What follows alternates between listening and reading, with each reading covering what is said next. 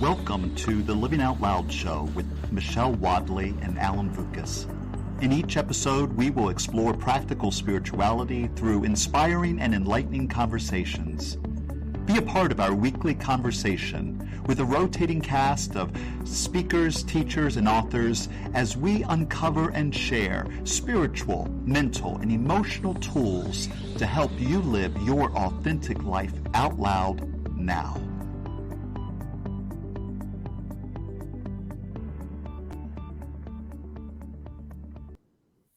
Oh, welcome. Welcome to another episode of the Living Out Loud show. I'm Alan Vukas.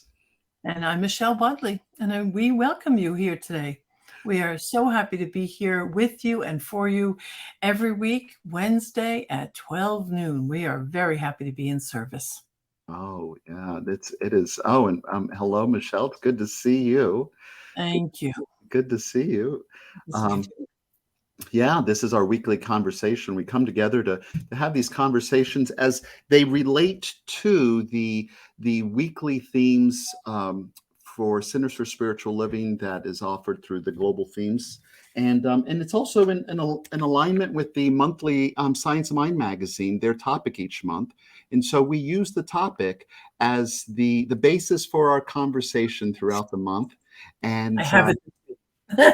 You got your copy there too. Yeah, I didn't have it within arm's reach a couple of weeks ago. I'm like, where is it? It's around here somewhere. And so each month we have been exploring these topics, and here this month we're talking about speaking truth to circumstance, which is powerful just by itself. That phrase, speaking truth to circumstance, is a reboot of speaking truth to power, right? It's a powerful statement. And like everything else in spirituality, well, maybe not in spirituality, but like everything else in metaphysics, it's a it's a simple subject. The application, though, starts to be where the rubber meets the road, where it becomes complicated. So I don't really want to ever veer anybody away or scare you away from taking the deep dive into metaphysics, and especially Science of Mind, which for me, there's, I remember someone saying to me one time that, Science of Mind is not very deep. It's like, au contraire. It's as deep as you're willing to take it, because Science of Mind is just, it opens the door to our own place of empowerment. And in here, as if we look if we look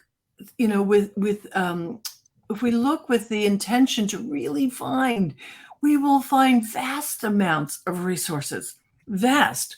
And so speaking truth to circumstance can sound pretty straightforward when we first say it. And yet it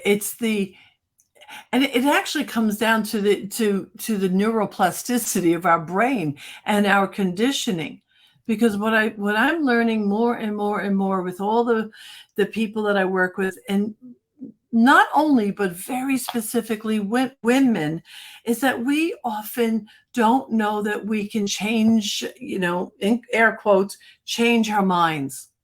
And that's where we need to speak truth to circumstance. We need to first remember that we can, and we need to remember that we don't have to be in the circumstance that we are. So while we're talking about speaking truth to circumstance, the first part is to remember that we can. Right? I mean, don't you find sometimes that you're in the middle of a condition or something is going on and it didn't dawn on you, oh, wait a minute. I actually don't have to feel this way. I don't actually have to be suffering like this. I don't actually have to stay in this relationship. Right. It requires that initial thought, which is missing because we get so enamored with our own pain and our own drama that we don't think outside of there. Right. That was one of our topics this month around we become hypnotized. Yeah, absolutely. We become hypnotized. On the cover of this month's magazine is Don Jose Ruiz, which is Don Miguel Ruiz's son, right? From the Four Agreements. And for those of you who may be familiar with the Four Agreements, if you're not, powerful, life-changing book. life-changing book. I mean, it will change it will change your life if you just practice those 4 agreements. Yeah. But Don Miguel Ruiz refers to this as domestication, Yeah. where Yeah. we don't even question that there is something else possible. Yeah. And the other word, domestication is what happens in our humanity. But the part that has us not here is the metote. And it's funny because I wasn't thinking that we were going to be applying the 4 agreements, but the metote is the voice of 1,000 voices. Yes, yes. And when I used to teach the 4 agreements workshops, what we would do, these were live workshops, we would set up 3 to 4 devices around the room, cassette players, if you can imagine, cassette players or CD, I know, right? Or CDs around the room. And we would play loud, annoying music, all different types, all at one time. Mm. So people would be inundated and get the experience of how deafening it is, the voices and the influences, that when we are not centered, grounded, and on focus, this metote, the dream and the voice of 1,000 voices, they have their way with us. Right. So I love that you brought that out. And our job is, it's like a radio. Maybe like the old-fashioned radio. I don't know how the new one works, where you had to turn the dial until you found that signal. I don't know how it works now. What new one? What new radio is there? Is there a? I guess everything is digital, but how do you do it? I have to find new analogies. That's pretty hysterical.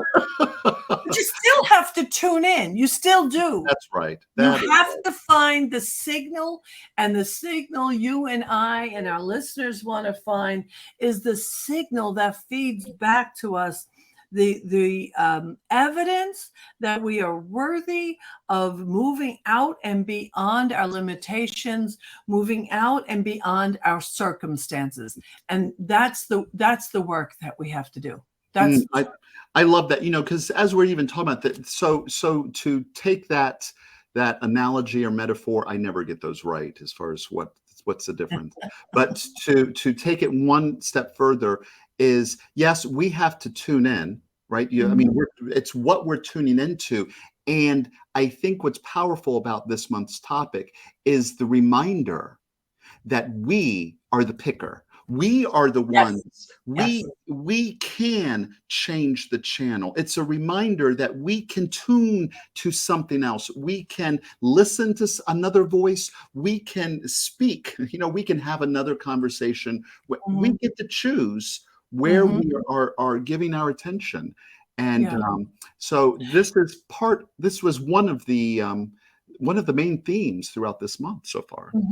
And I do love this. I know this quote was unique, but I love this quote. I do not argue, I contemplate. Someone asked, I was in a meeting one time when someone asked, what is your favorite spiritual practice? And mine was definitely contemplation. Because I find that I just had a week of so much quiet because my son who lives here, he was away on a journey, and his dog was being babysat by others for about 4 days. I also wasn't feeling well, so it wasn't the best time to have alone time. But it's that quiet that some people really avoid and are not comfortable in. For me, when I have that quiet, I go in. And I start to hear things and touch things and realize my connections in ways I don't when I'm busy. So this whole journey must start on an inward platform anyway. It must always start with an inward platform. Totally. I mean, I do not argue, I contemplate. That's the nature of life itself. Yeah.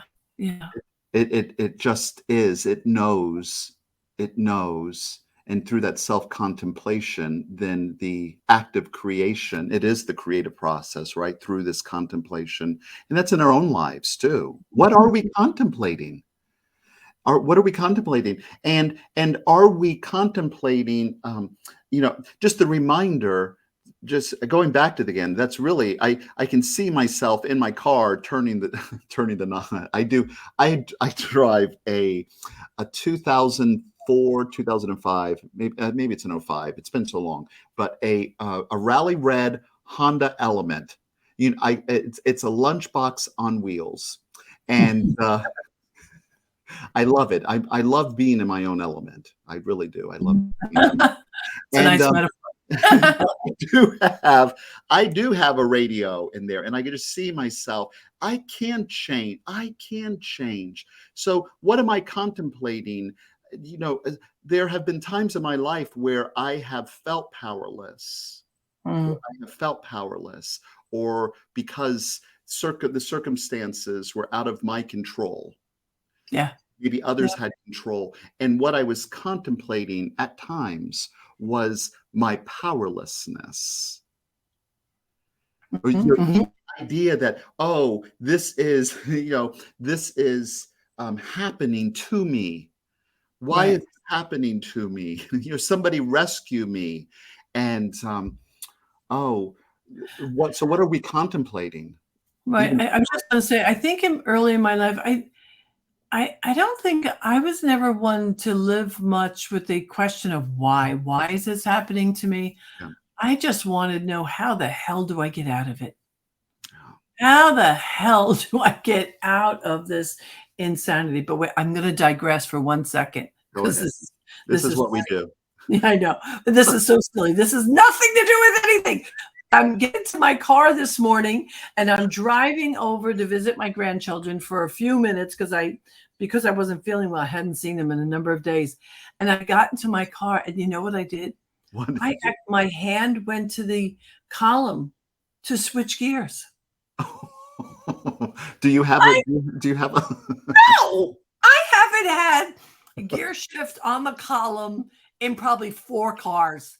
I can't even remember the last time I had to shift. For those of you newbies, there was a time that cars had keys, and we had to dial down the window. I went to reach for the damn column. I'm like, wow, that was a throwback. And it is bringing, it will lead to a point though. That is still a throwback in my conditioning, right? Right. Yeah, yeah, yeah. There was some part of me that was on automatic, and that's a funny thing. But here's what's not funny.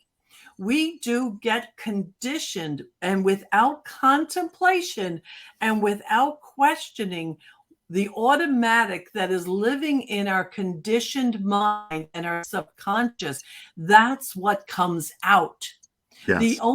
The first line of defense, I'm going to say it that way, if you're not part of a spiritual community, if you're not part of a serious practice, your first line of defense is curiosity, and you really questioning everything, because it's in the questioning the circumstance, questioning what's going on around you, that you will begin to elevate yourself and find your options. That's the important piece. And I have to mention a new book. Now, this book happens to be about money. So this is not, necessarily for this particular subject, but it's important because at all levels, it's about the neuroplasticity of the brain and rewiring. It's rewiring our brain and our emotional body and our heart to expect, so that we can expect new circumstances, so we can expect a new outcome. And I just want to mention it. Rewire for Health, it's called. The author is Barbara Hussin. Rewire for Health. And I'm just mentioning this has mostly to do with women, but I want to speak to it because she brings out the depth with which we have been hypnotized especially as women, and where some of that conditioning comes from. And eventually she works toward exercises and such that we can rewire. Honey, people, our salvation is ourselves. Mm. Our salvation is our own questioning. Our salvation is us saying enough already. Right. Right. And then once we start with I've had enough, then we elevate, and then we graduate to what am I willing to accept? Because you might not always be feeling worthy initially, which is sad. That's a very sad outcome or very sad reality. But then, but if you're willing, because if you're willing, the door will open. Right. You just brought, so willing. I whenever I hear that word, I think, willingness is salvation. That's from A Course in Miracles. I just think, Oh, didn't know that. yeah, I mean, just it is, can I at least be willing? I mean, and it starts in there. And then as you even added, I mean, you said our first line of defense is curiosity. And we talked about that as far as that's our superpower. Yes. That is our superpower, being curious, Yes. being interested. I mean, it was Jesus, it's attributed to Jesus that, judge and ye shall be judged. Judge not lest ye be judged. Judge not lest ye be judged. What that means is that when we're not even curious and we just accept things as we have been domesticated to see them, view them, perceive them, Yes. then so be it. It is so. And so it is. I mean, so rather than judgment, be curious, lean into it. Isn't that interesting? And I have to be, I'm going to mention something and try to do without the emotions behind it, because it feels very emotional for me. I mean, the amount of people that I meet, talk to, whether it's in my official capacity or just, in life, the amount of people that are stuck in their circumstance because they don't know that right next to them is another version of what's possible. It's right there. You don't have to go too far to reach for it. You simply have to say, no. I'm not staying here.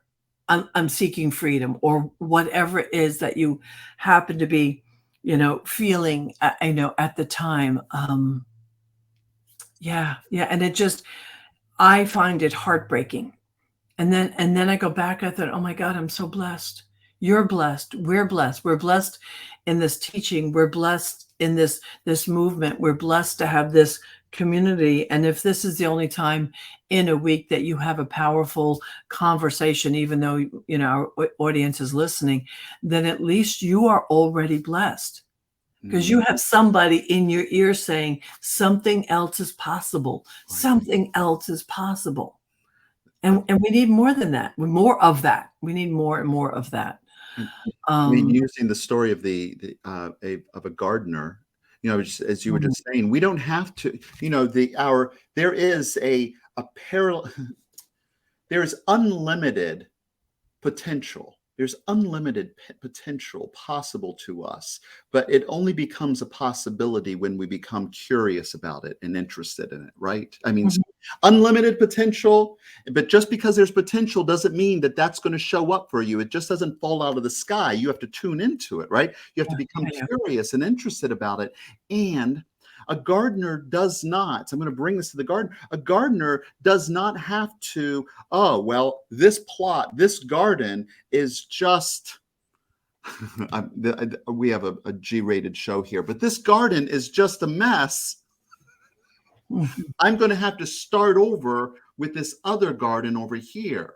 Right, right. The gardener is able to tune into a new reality, a new possibility, and then they begin working with where they're at, and they begin to bring it through them. And so we're the gardeners. Last month, what was our topic? Self-care. Yeah. Self-care. Tending caring for ourselves enough to be curious, to be interested, to contemplate rather than arguing with the circumstances, contemplating a new possibility. Contemplating. Yeah. That's a great quote by Plotinus. Great one. Yeah. I do not argue. I contemplate. I've never caught that one. So thank you for bringing that out. Well, thank you to David Robinson, who was on the show that you interviewed him. This was, he brought that quote forward. Yes. Yeah, I didn't catch that in there. So that's great. So contemplation, right where we are, right. We question what is, but that's not enough. Then we have to begin cultivating. I mean, we call it in science of mind, or at least in my community, I call it having a new mind. Now, I'm not referring really about, we're not talking about going crazy here and having a split mind, or we're not talking about a new brain, but to me, a new mind means a willingness to see and think anew. To see and think outside the lines. I watched my granddaughter today. Now she's only 2. Okay. I watched her and I see her when a mother gives her this big, gigantic pad, and she's got to take the marker and she's got to fill the entire space immediately. And then I watch as my older granddaughter, how they progress in their growth. And now she's the one who loves to Zentangle with me. But it was a time where she was doing that, right? So there's a progression that even we as adults go through, but it takes questioning what is, having curiosity about it, and then through our willingness, we can surrender. And in the surrender, it's basically where we say, universe, show me what's possible for me. Let me break free of my conditioning. Let me break free. Let me see what else that I can generate and activate within myself. And then we begin to move past the illusion. We'll move past the illusion of what is. Now, illusion is not a word that most people might relate to. People in metaphysics and the spiritual world, this is where I think people might think of us as a little woo-woo. We tend to think of all conditions in life as illusions. It's our term for it, because we call it illusions because just like in any room, we can go into a room and we can change the light. Right? We can put the light on, we could put the light off. So we think of the conditions of our lives as an illusion that through my relationship to the universe, I have influence over. I won't quite say control, because that's a whole other conversation, but I will say I have influence over it. And there, when I begin to have that influence, then I'm in choice. And I love that. Then I can start to be in choice about redirecting. And I got to tell you, folks, it takes a lot of courage. We're just chatting here, 2 people having a conversation, on Facebook. But it takes a lot of courage. This is not for the weak of heart. To face circumstance and say, you will not have your way with me, is a big deal, right? Yes. It's a big deal. It's a big deal to say, I'm not that my ancestry isn't in charge of me. My pain that has happened to me isn't in charge of me. The disrespect that I might be getting in my marriage is not in charge of me. Whatever those things are. But you, the individual, you, the listener, you must be the one to question it. And then to say, something else can happen here. What you got? Well, I'm still thinking about the I saw you illusion. pondering. I was still thinking about the illusion because I don't know if that's a word that I use. I'm not sure if that's a word Oh, that I okay. use with Oh, illusion. And I think, yeah, that's not a word that I use about conditions because I don't know. Sometimes I think um, we can create these hurdles in our language or our use of language. When I first came into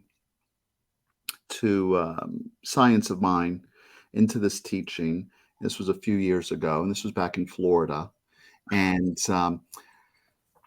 the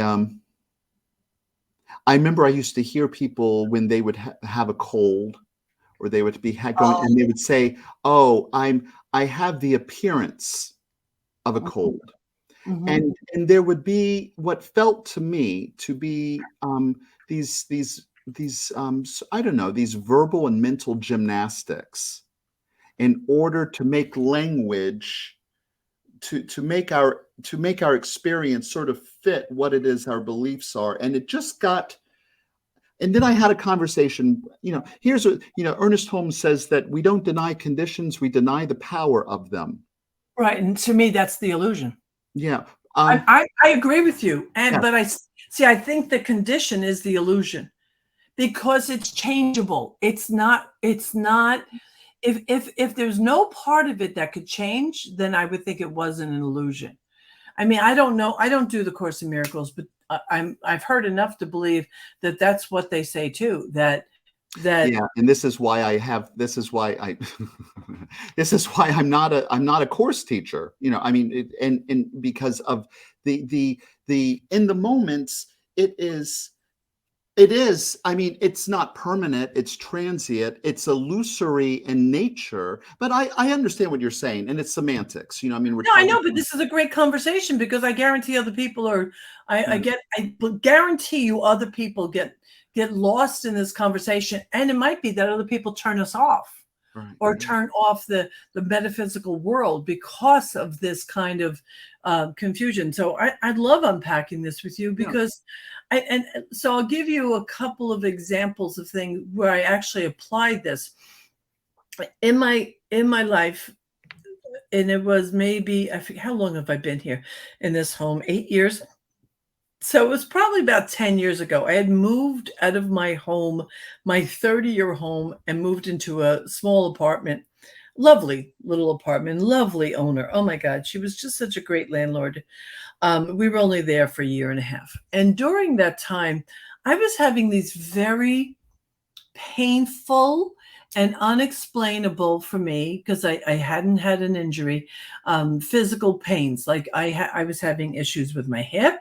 I was having issues with my feet. There was a variety of things, which if in metaphysics, as least as I teach, if you find a pain moving about your body, it's definitely not about the body.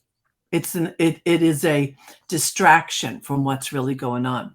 And so what would happen is I was having these experiences, and a couple times they were painful.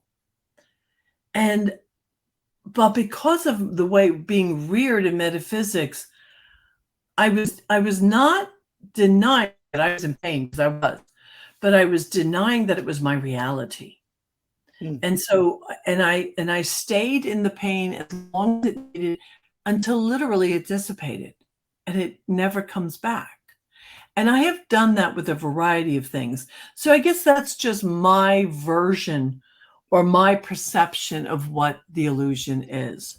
Um, it yeah. doesn't mean I you're not agree. sick. I agree that there is a difference between yes. I mean, so yes, and I agree. Yeah, I got it. I got it. So I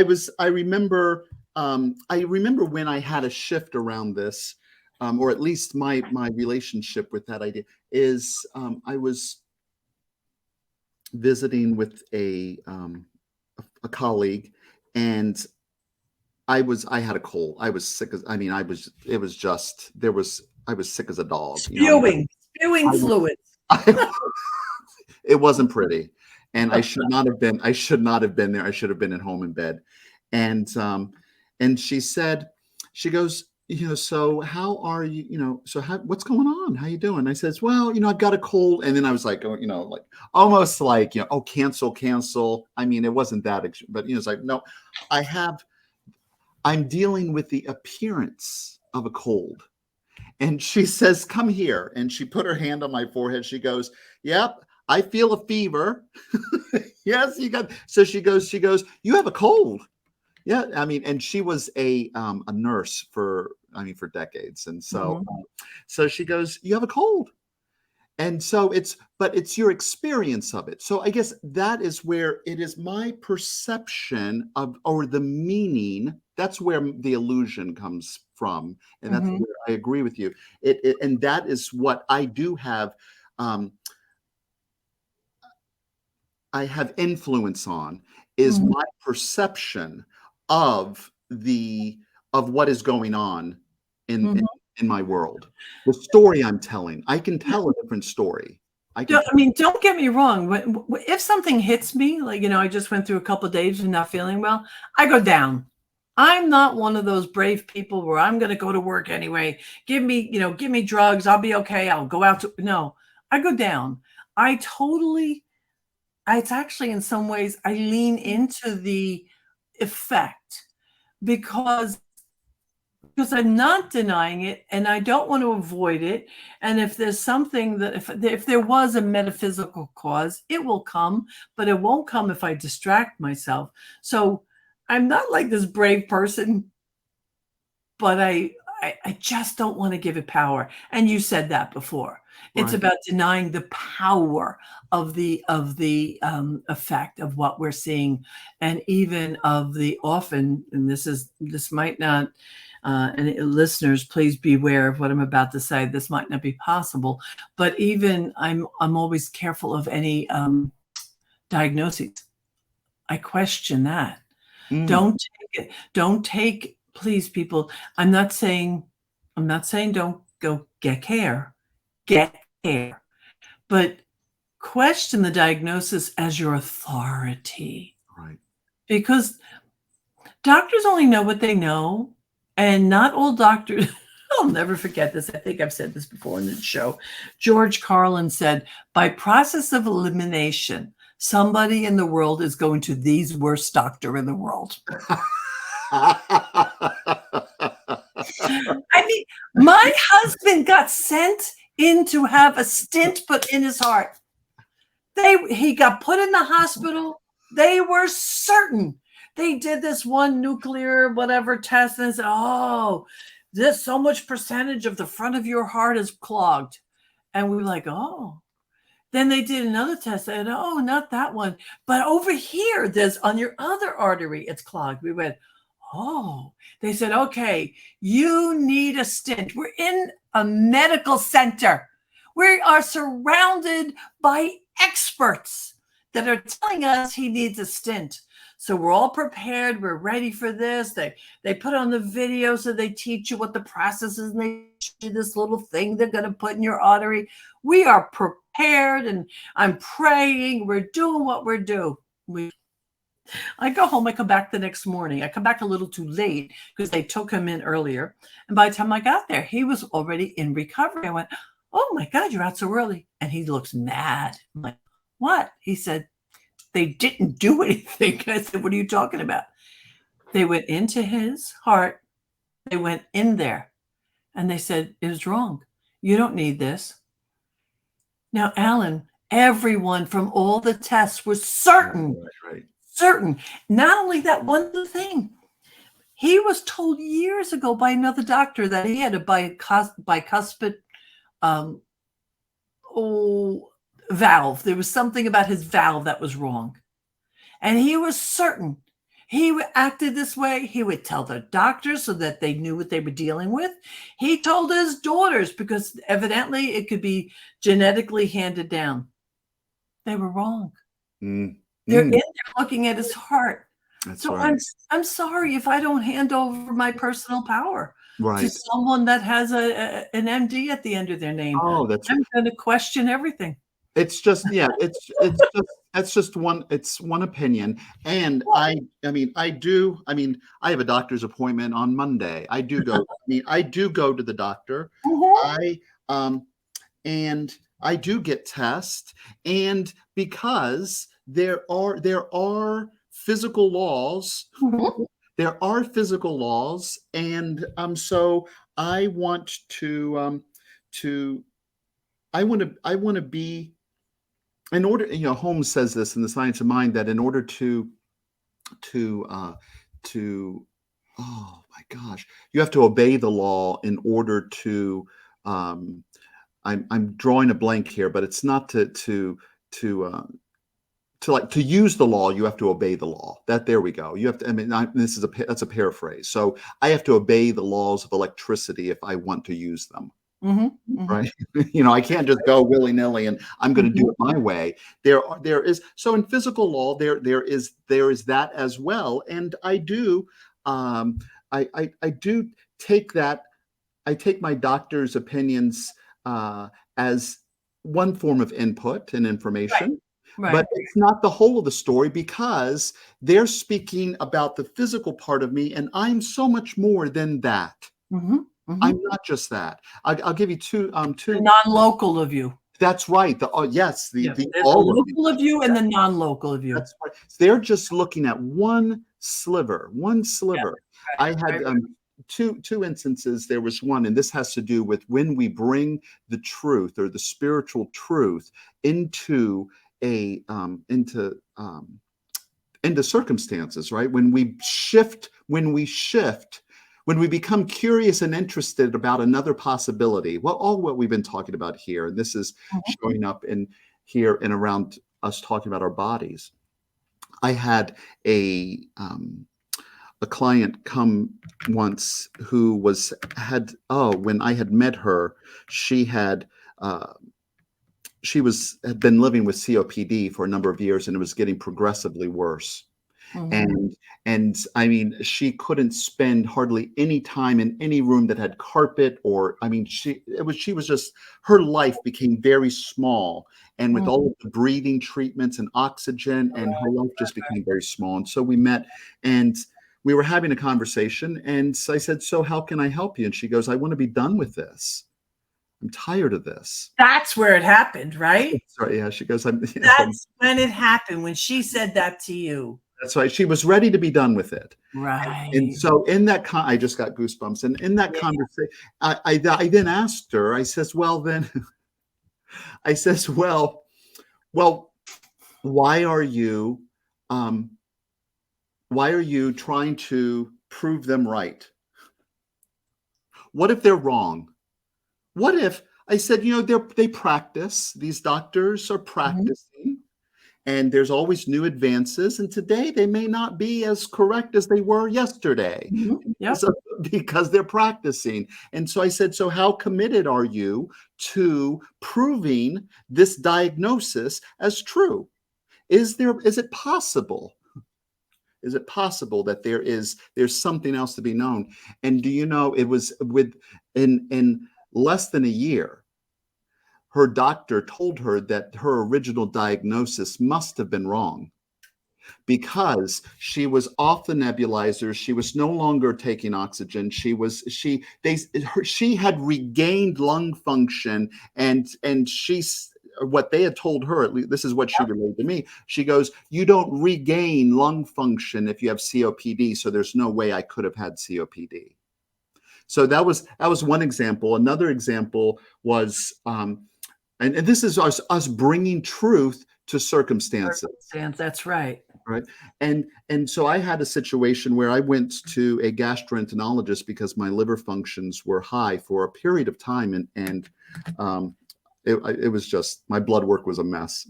And all lifestyle. I'm just keeping it real. It was all lifestyle, and but I went to a gastroenterologist, and they did uh, scans and tests and all of this, and he was he came into the room, and he said, if he says, "In 5 years, you are going to be shopping for a new liver."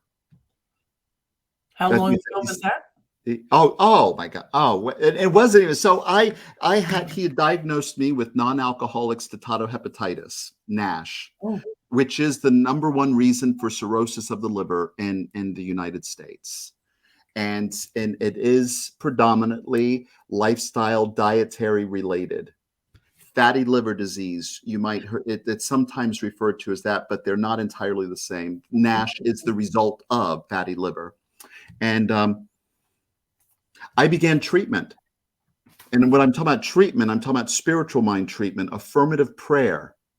And I began to treat my mind, and I began to take inspired action. I didn't get all crazy and say, oh, I'm going to do all of this. I just said, hey, there is in the spiritual truth and reality of who I am, there is in divine mind the prototype and pattern of a liver. Mm-hmm. Right? And that intelligence is in me, and it is in my liver, and it is showing up and it's demonstrating. And I went to see him, and again, this was less than a year later. I went to go see him. They did a ultrasound on me, and he came into the room, and he says, well, I'm not sure. I'm not sure. But there was no evidence of fatty liver disease. And he's just signed off. He says, well, he said, there must have been something wrong. There must have been something wrong with the other There side. is no room in the medical world for the miraculous in a general way. And everything that Alan is sharing with you and the other stories, this is what's possible that woman, when she said to you she was done with it, that was so brilliant, because that clear-cut, focused intention was the knife that severed her attachment to her COPD. But I want to bring out, and it's actually part of the willingness, right? That was a declaration of her clear willingness, right? And then the next part of it, and which is the next part of our in our show notes, is partnering with spirit. If we do this stuff proactively, and that's why Alan and I are constantly, you probably get a little tired of hearing us say prayer and meditation and prayer and meditation, prayer, meditation, contemplation.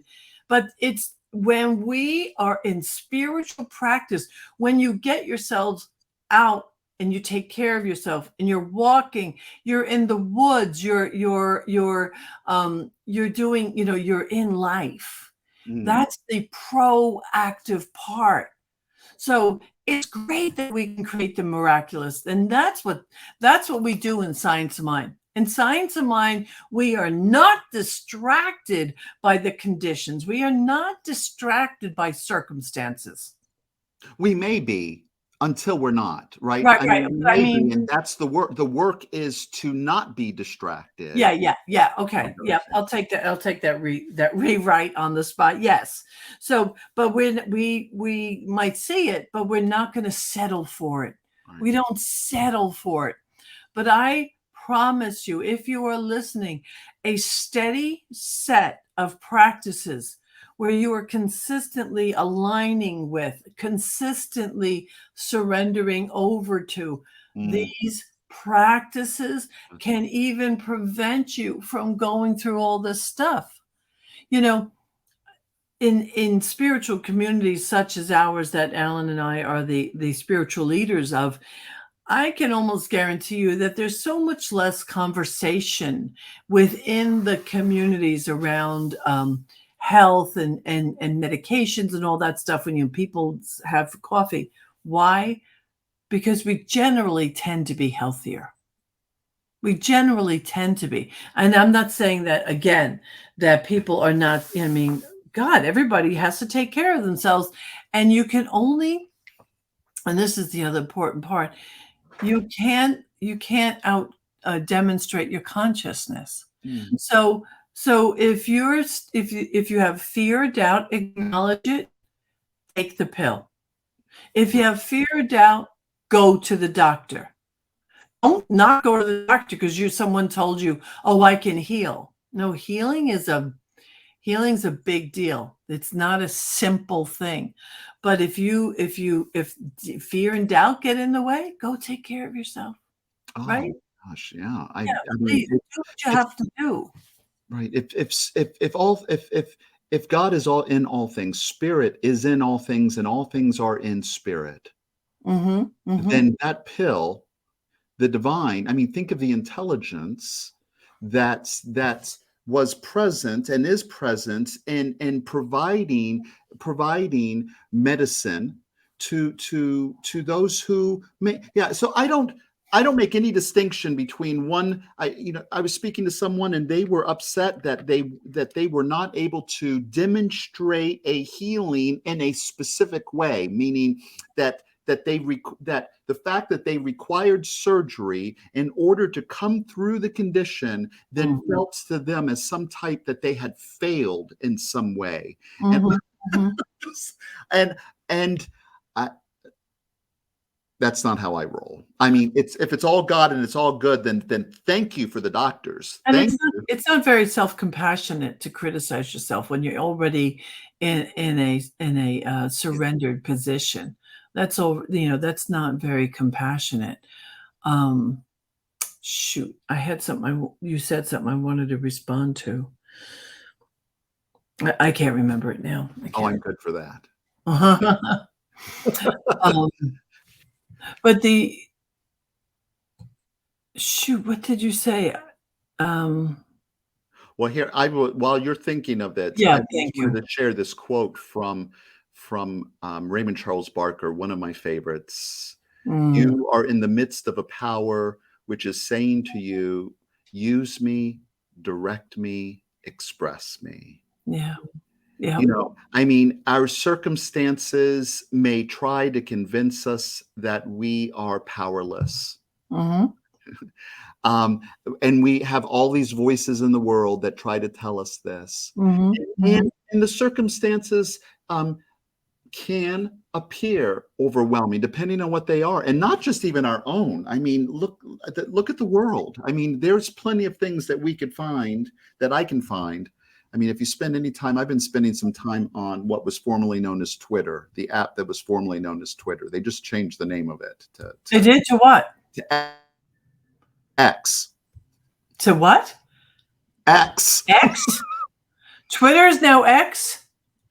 Twitter It's I don't know if it's X is what the formerly known as Twitter? Is that what we're saying? well, I think that's how I'm going to refer to it. But I've been spending some time on the app formerly known as Twitter. It's now called X.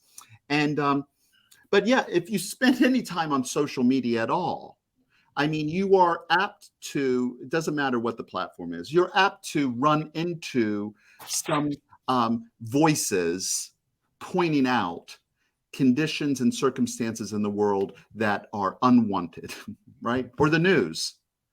Yeah. Yep. And we're taking time to remind ourselves through our practices, through speaking with one another, to remind ourselves of the truth of who we are, or the truth in us that is waiting to be known and realized in those circumstances. Oh, I just saw the quote. Did it come back to you what you Yeah, were? it did. It did. It is about, and this the conversation got reignited in my head from that book that I recommended, Mm, Rewire for Wealth. And then of course I'm listening to The Myth of Normal, and with Gabor Mate. So the what I'm really beginning to look at is the intentionality of the corporate world and how they have done the market research and how they understand more about the human brain now. So as we're learning about our brain connectivity and activity, we're using it to learn so that we can grow out of our conditions and not be at the mercy of the things around us, right? Well, the corporate organizations are using that same science, though, to hook your attention. mm, And they understand the keywords, and they understand the dopamine hits that certain images and things have that connect you. And once you have, I have a dopamine hit with Dr. Pepper. I call it Diet Dr. Pepper or just regular Dr. Pepper? what? Oh, Diet? regular, Oh. regular. I love Dr. Pepper. It is I call it my drug of choice. I can tell you, I have actual memories of eating certain food along with drinking a Dr. Pepper. And when I drink that Dr. Pepper, I have memories with it that I know give me dopamine hits because they're happy memories. Right, yeah. And so if we as a society and our listeners, if you can't break free of some of your stuff and you're feeling stuck, you're feeling like you're struggling, it's by design. I need you to understand that. I'm not talking about conspiracy theories. I'm just talking about bottom line. Right. They want to increase their bottom line. And to do so, they do this research. And the research, the marketing research, along with all the science now says, oh, use this image, use this thing. And one of the easiest ways to begin to cancel the cultural influence, and you might not like this, is either stop watching network TV, get your entertainment by streaming because there's no commercials, right? Or take that damn the remote and mute a commercial every time it comes on.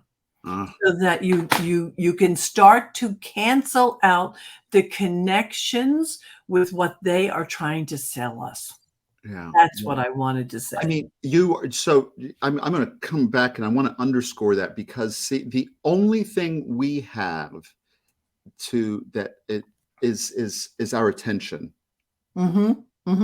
Right. I mean, that is how we use our attention. That is our life energy, right? That's our life energy. Yes, our time. So the only thing we have is our attention. And that's where we spend. That's a definition of where we're giving our life energy. And so the economy that we are in these days, all of these companies know this. And I don't want to make it they and them, but it is, everybody wants our attention. Yeah. And these social media apps, they're selling advertising. Yep. They're selling advertising. So they want all of us to spend as much time as possible on their apps so their advertisers will pay them more money. So these companies are very expert in capturing our attention. Right. Our attention. And so notice where you're giving your attention to. This is why mindfulness practice is so important, because it can help you unhook, right? Become more skilled in moving your attention away rather than, I just got another notification that's I got a like on my post. It's attention. They're trying. And that's your dopamine hit. That's right. Oh, look at me again. Look at me again. There's my. And what we're saying is, I'm important. Oh, I'm important. I got news for you. You were important way before you got that like. So what are we giving attention to? Where are we? And because we only have so much of it in a day. And so is it to the circumstances or is it to the truth of who we are? Is it to the external or to where people are calling us here or there? Are we taking back our power? Right. And by sort of rescuing our attention. Yeah. The last Saturday, I have an old friend who was the director, who's still involved with, but was the director of a school that my son went to, an alternative school when he was young and went there for 9 years. And it was a fantastic school. And she and her daughter and her grandchildren, and me and my son and his wife and my grandchildren, and her husband, we went down to do a stream study on Saturday. A stream study, right? And it was at the Audubon in New Jersey. If you live in New Jersey, you've never been there, you must look up the Audubon and go. It's in at the edge of Basking Ridge, I think. I can't remember right now. But the fact is, we took these kids who know most now, all 5 of these children are raised in a way that they're not hooked up to electronics. I'm not saying they don't get some. I know my grandchildren get some, but they're not hooked in. They're not hardwired yet into electronics. We go to the stream, and for hours, like 3 hours, they were turning over rocks, looking for crayfish, falling in the water, building a little bit of a dam with my son, he's a big brawny guy, building a dam. They were in mud. They found this gigantic spider, and there was just us and nature. It was just us and nature, and it was marvelous. If you want to help yourself disconnect and get out of the matrix, if you want to disconnect from the matrix, go to nature. Nature will fill you, soothe you, heal you, fill those places, and it will take care of some of that internal stuff that needs repair, and it will do it without you needing to direct it. It's a beautiful, beautiful way to do some of this healing process that we're talking about. It was a magical Saturday. It really was truly magical. So I just offer you that, because if we're talking about how do we disconnect, that's just part of the way that we disconnect. Right. I wrote an article yesterday, which we'll talk about here in just a moment. But it came out as far as taking time in nature because as a way of doing exactly that, unplugging. I mean, to get into nature, to be in nature, there's nothing required except to be. Yeah. Nature doesn't ask us to do anything, to be in it. And by taking time to be in it, then we get to reconnect to our place in it. And talk about these dopamine hits. We're still in the game, and we're going to play it. But if you've enjoyed today's show, we would love if you liked it.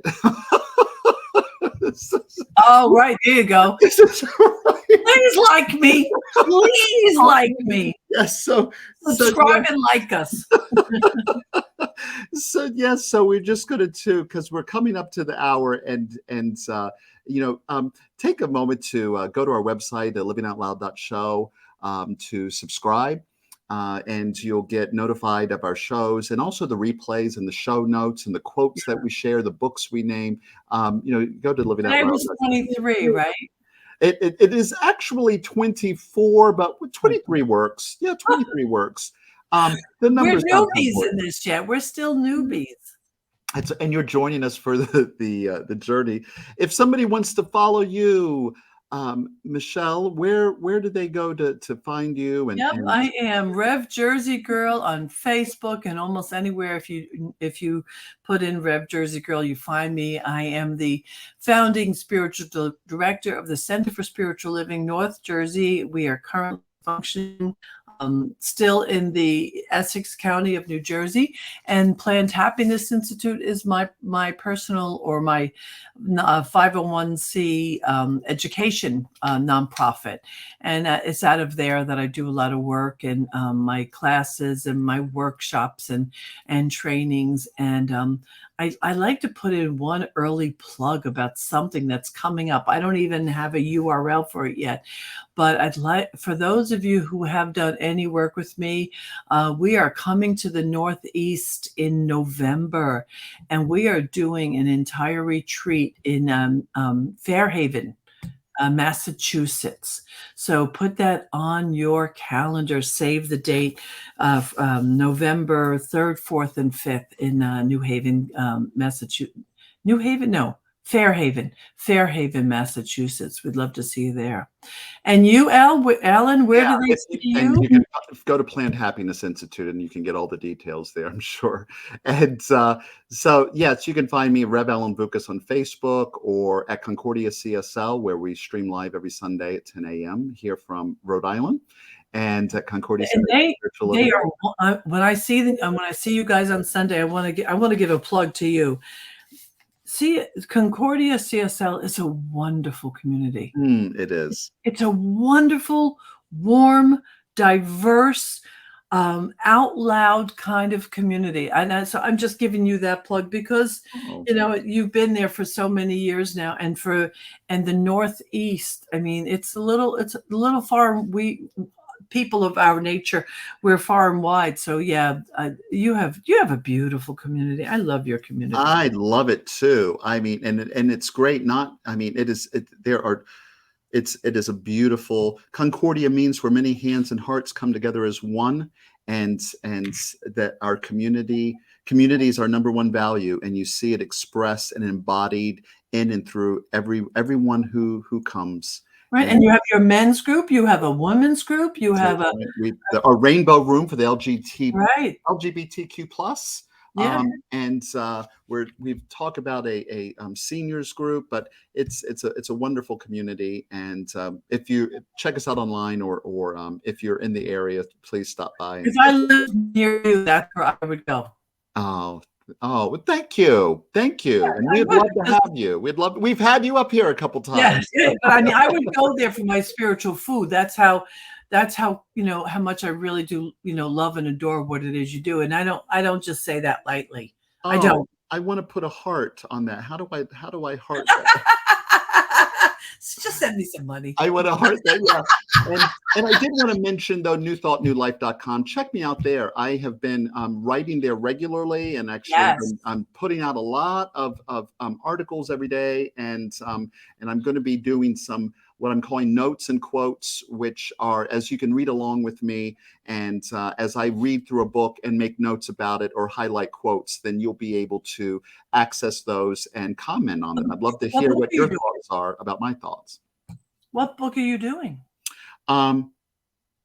Well, right now I'm doing this thing called You. I'm reading this. So these are things that I'm reading in my own personal stuff. But and then I am going to be reading one coming up called Your Future Self, which I'm really excited. I got some recommendations about that. So I've got I have multiple books going on. But let's call it a wrap here. So Michelle, would you like to speak a word as we?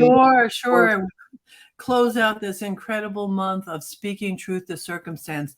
And I'm going to look directly in the camera as I do at this time, because I'm going to keep my eyes open, and I'm going to be in that place of complete empowerment, connected to the one, allowing the one to be who I am, that it shows up as me. So as I speak my word, this word is empowered by all the non-local of me, everything that exists, the ebb and flow of all of life.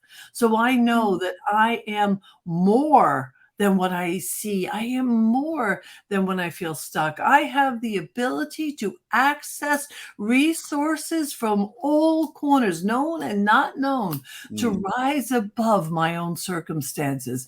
I am empowered in ways that I never expected, beyond my wildest dreams. Yes. And I call this good and very good. Very good. And I know this word that I spoke in my I am, I know this for everyone listening. Let us go and do life boldly, brilliantly, beautifully. And with this, I surrender this word. And so it is. Go and be bold, people. We love you. Much love to you. See you next week here, Wednesday at 12 Eastern. See you then. Bye.